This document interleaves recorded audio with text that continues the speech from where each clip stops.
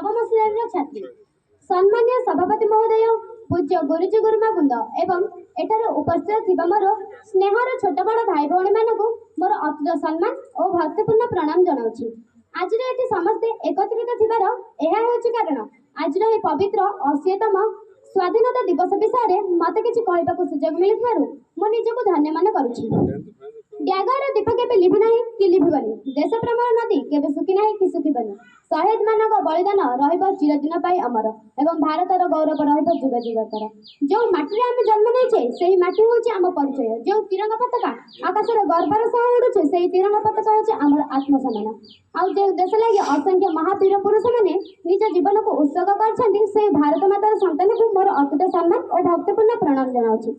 जहाँ ना भारते ताहा ना जगते मो भारतवर्ष महान। स्वाधीन शब्दटी समस्त स्वागत योग्य। पराधीनता कष्टदायक। गणर पशुपक्षी मैंने पंजुए रहा चाहती नहीं कारण समस्त मुक्त समस्त स्वाधीन। जन्म ठार मृत्यु मृत्यु ठार जन्म समस्त स्वाधीनता चाहती।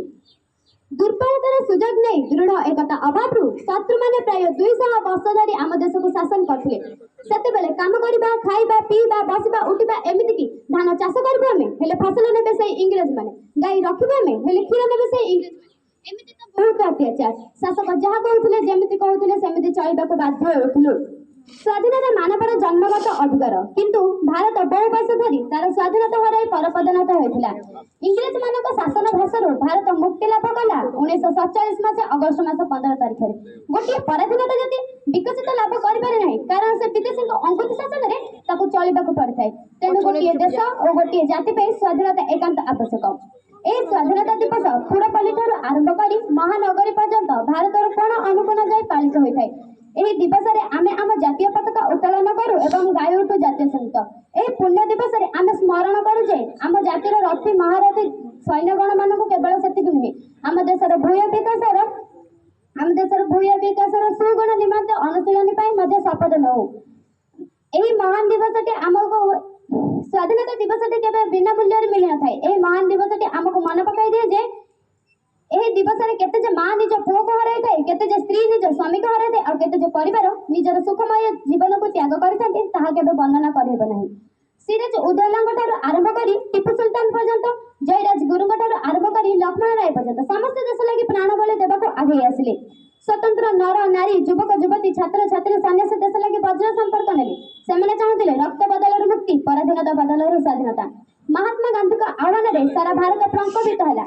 कोटिका और काटिपिंद स्लोगान सारा देश को प्रतिध्वनित कला। 1938 किशोर शहीद बाजीराव को कंठर सुधिला प्रजामंडल हुकुम नहीं डंगा मही छाड़बी नहीं। 1942 बॉम्बे गोलिया टैंक मौदान प्रतिध्वनित है भारत छाड़ कर बा मर। 1944 विश्वदासी सुभाष कहले मत रक्त दियो मु तुमको स्वाधीनता देबी। स्वाधीनतार मादकता भरी जाए प्रतिटी शिक्षा अनुष्ठान में पिला माने बड़ी भोर उठी निजर नित्य कर्म शेष कर रामधुन गाई चारिआडे परिवर्तन करती। स्कूल प्रधान शिक्षयित्री किंबा आमंत्रित कौन भद्र व्यक्ति यथा समय पताका उत्तोलन करती एवं सही तिरंगा पताकार देवता आशीर्वाद भाई झरी आसे तलू राशि राशि फुल साही गली कंदी बस्ती मानक लोकनृत्य कार्यक्रम आरंभ हो जाए। पिला बुढ़े देश लगे पागल हो जाती चारिआडे से झंडा उच्च रहे हमारा झंडा उच्च रहे हमारा। शेष 1947 मसीहा अगस्ट मास 15 तारिख रात्र रे आम भारत बहुत स्वाधीनता लाभ कला।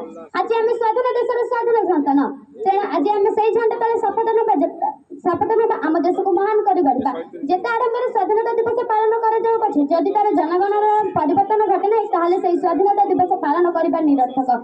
तब आसतु आज गौरवमय दिवस केवल ताली मारि नुहे बरं संकल्प नेबा कि मन दे पाठ पढ़ा एवं परिवेश सुंदर गढ़ा।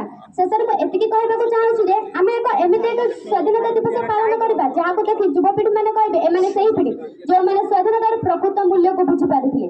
शेष में एतिकी कही अभिभाषण शेष कर जय।